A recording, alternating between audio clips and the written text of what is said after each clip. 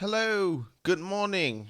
This is morning call for Thursday, 12th of September 2019. I'm Fab from Hamburg. I hope you're doing well. I'm a bit late again this morning. I'm sorry, I had to take care of something very urgently and had to do that. It was very important. But now I'm here and ready to bring you the tech news of the day. I have to mention something I actually kind of forgot to mention yesterday because I didn't want to talk about it, so I didn't have it on the list. But I should have mentioned it yesterday, of course, or the day before. Tuesday was the second Tuesday of the month, so Microsoft patches, and I actually just wanted to mention yesterday that that happened um, because there weren't any really interesting stuff. But it's always good to tell people, hey, I mean, it's not critical because Windows patches should be coming to your system automatically. If not, what are you doing? But I like to mention it out of completionist sense, and I didn't. So yeah. Anyway, let's get into the stuff that's really interesting. First of all, trade war. Trade war is still going on.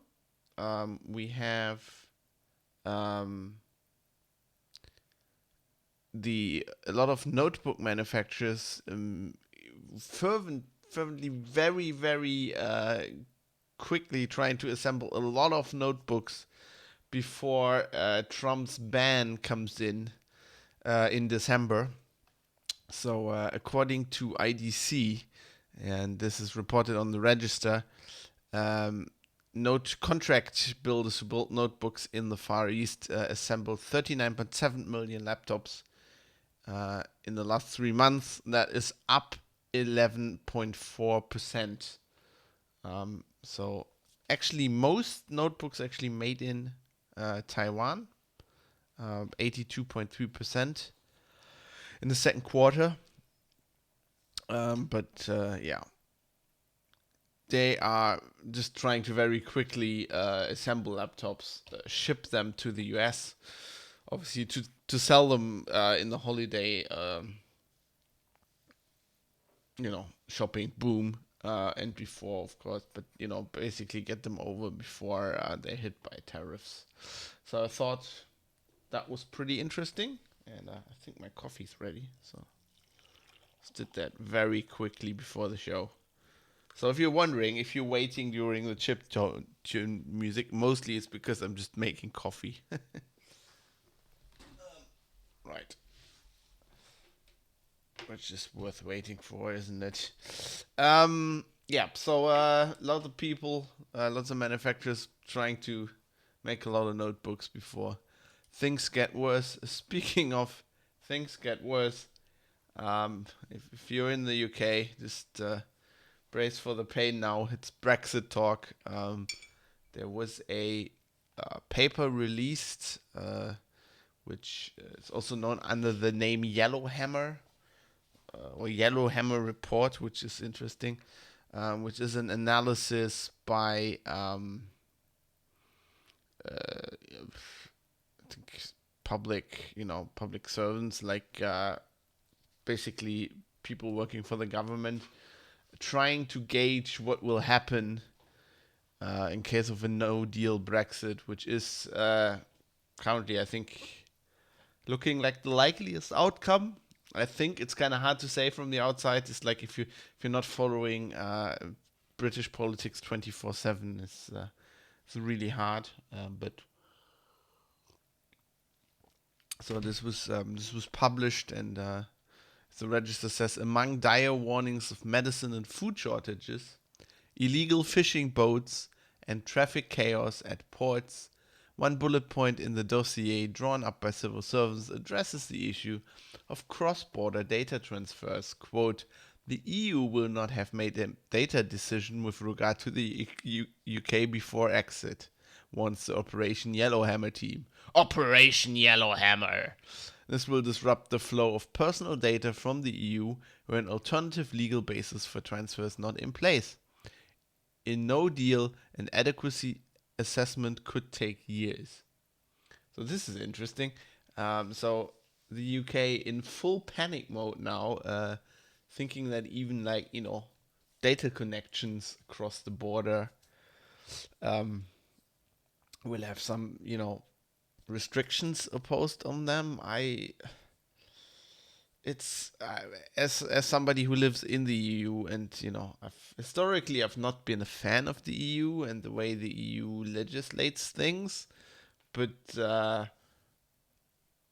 mean, as long as I live, I could never have thought of the EU as being something malicious, or trying to put one down on somebody else. I mean, there is a case to be made that it's in the EU's interest to kind of slap down the UK a little bit for all of this crap, because it's wasting all our time, and you really don't want any other EU countries to get the idea that this whole thing was a good thing. But basically, I said that at the beginning of the Brexit thing, but the case with the slapping them down, so all the other countries don't get the wrong ideas. But it's kind of that point is mute by now. I think everybody's is just watching the UK going down in shambles and just laughing.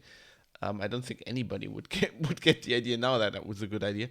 But I find it hard to believe that there will be like significant problems with data across the border. Goods, yes, of course.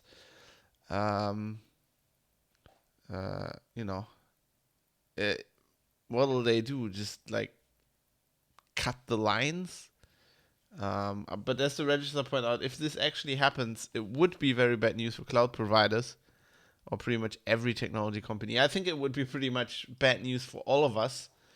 If we got some kind of like Chinese firewall situation going on suddenly, I don't know.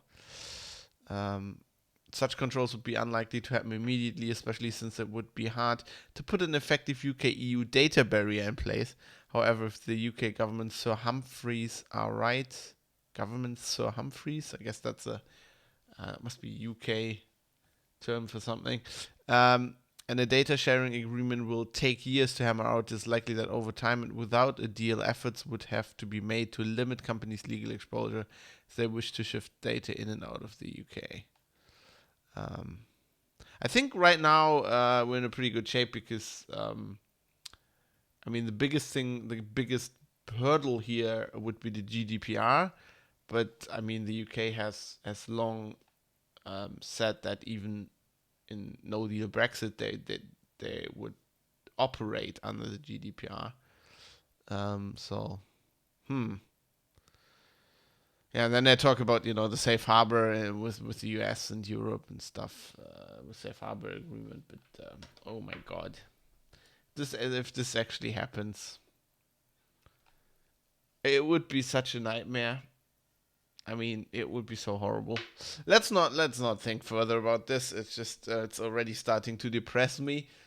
Speaking of depressing, I read a very good analysis. I really like this from Igor Pokalski on Golem about Apple TV Plus, which we talked about after the Apple event, and he's basically saying that the Apple TV Plus service is not competitive.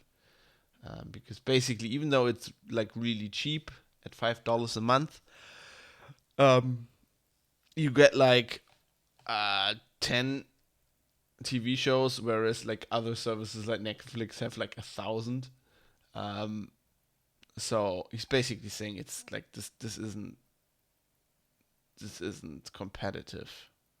And I actually had a very interesting Twitter discussion yesterday with somebody who was saying that I think Apple has like this idea that they're not competing with Netflix or Disney or Amazon, and I think they probably said that in the presentation, and that's just blatantly bullshit, because obviously it's the same service. I mean, it's TV shows. You watch them on your TV. It's the same market, and people will, um, you know, people people will adequate this product. These products are in a for them they are competing. I mean, everybody who right now has a Netflix subscription and has a Amazon Video subscription, or maybe just thinking about using Disney Plus when it starts, and then thinking about Apple Plus, like there's only so much money you want to pay each month for like entertainment, and you will have to decide. I mean, of course, there are people who will get like all four, but I mean, I guess that will be in the absolute minority. I've been thinking about this a lot, and I feel like this golden age of, I mean, people said that the golden age of streaming is over, but I feel like this all is gonna lead to a massive resurgence of piracy, because there's hype on the internet. People tell you these shows are good, and then you're like, oh right, but now if I want to see that, I have to like subscribe to service again, and it just seems to me that piracy, which when Netflix came out and you could watch like a lot, pretty much everything you wanted to watch. I think lots of people were just stopping going to other sources. I think that's gonna change now. Mozilla has reactivated, or will be reactivating their test pilot program. I talked about that earlier in the year, that they stopped doing that, which is like a thing where you can test advanced Firefox features. And I said I couldn't really understand why they stopped doing it, but now they apparently are starting it up again. And they are changing it a little bit. So I think they're saying the stuff in there will be more stable and further along the development, so that people can use it better and then give better feedback. They also apparently started. Sorry, I'm still a bit tired. I'm just not sleeping much at the moment. Working a lot and work hard, play hard, basically. Mozilla is testing a thing in this test pilot program called Firefox Private Network, which is a VPN that encrypts traffic, and just basically hides the user's IP address, which is supposed to protect them from tracking. So it basically builds a VPN connection to the next Cloudflare data center, and then so I guess you can't use it to get around, as we were just talking about piracy and stuff. I think you can't. That means you can't use it to get around like regional lockouts for entertainment services and stuff like that, which is what a lot of people use VPNs for. But hey, okay, I'll keep an eye on that. I'll be trying that at some point. Interesting news I read this morning is that World of Warcraft is now topping the Twitch charts, and pretty much any Twitch streamer worth their salt, and also the streamers that went to Mixer for some reason, like Ninja, are now all suddenly streaming World of Warcraft again, and everybody who wants to see Fortnite is pissed off, which I like because they fucking don't like Fortnite. Yeah, so it seems to be this is a very long analysis on The Verge. It seems to be because streamers just they're sick of Fortnite. They wanna try something new, and then in combination with just with nostalgia, and they're feeling like I mean, this is a generation of people. I mean, guess my generation that grew up with World of Warcraft as our first online game, which is huge nostalgia factor. And I found this, it's just, I don't know, interesting to see that like a 15-year-old game suddenly is on top of the streaming charts again. It's also like kind of, like I think if Blizzard would have known, I think they were kind of reluctant when people when they shut down all the vanilla service, and then people were like pressuring them into basically creating this World of Warcraft classic. If they had known that they would get such a big PR hit out of that, I think they would have made that quicker. So speaking of Battle Royale, basically Fortnite, news came out yesterday that there will be a Battle Royale mode in Civilization 6 called Red Death. It's a post-apocalyptic setting. It's got nothing to do with communists. And so I don't get it.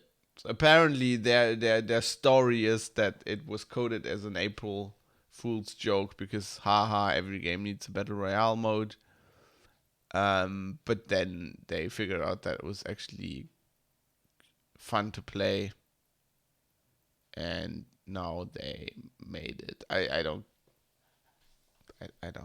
get this. Like, do we really need a Battle Royale mode in Civilization? Can that actually be fun? I don't know. I think they should spend the energy on making a good Civ game again that doesn't have fucking shitty graphics, and just go back to the basics.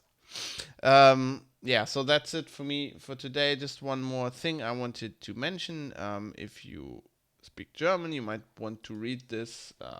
You might have seen this graduate student on Twitter who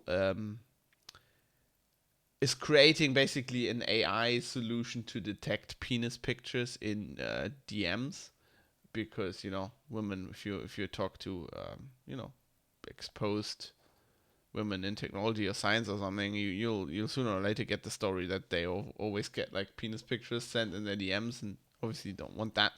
And so she wrote an algorithm, and then she made a Twitter account where you can basically ask people to submit their dick pics to just like train the neural network, which I thought was great. So I interviewed her for Golem, and I wrote a story about this because I thought this was great. So I kind of asked her like, "What's your favorite? Like, what's the craziest thing you ever gotten, or the funniest thing?" And she's like, "Oh yeah, they sent me lots of pictures of Trump's face." And there was also a story with a turkey. Somebody sent her. She didn't specify, but she was like, it was a photo of a guy with a frozen turkey, and I would like to unsee that if I could. So I thought that's an interesting story. So if you want to read that, it's on Golem. I'm sorry that there's no English version. If I can make that happen, I will. I will try. Yeah, that's it for me for today. Tonight I'll be streaming some Magic, and then I'll be playing some Sea of Thieves if I can manage to buy it on the Windows Store, which you apparently need like a PhD for or something. I'll try. So if you want to see that, tune in at 6 p.m. tonight. Anyway, if not, I'll see you tomorrow for more tech news. Tomorrow, Friday the 13th, obviously. Ooh. I hope I can get the stream going. Johan says thank you for the tech news update. My pleasure. Thanks for watching, and I'll see you tonight or tomorrow. Have a good day.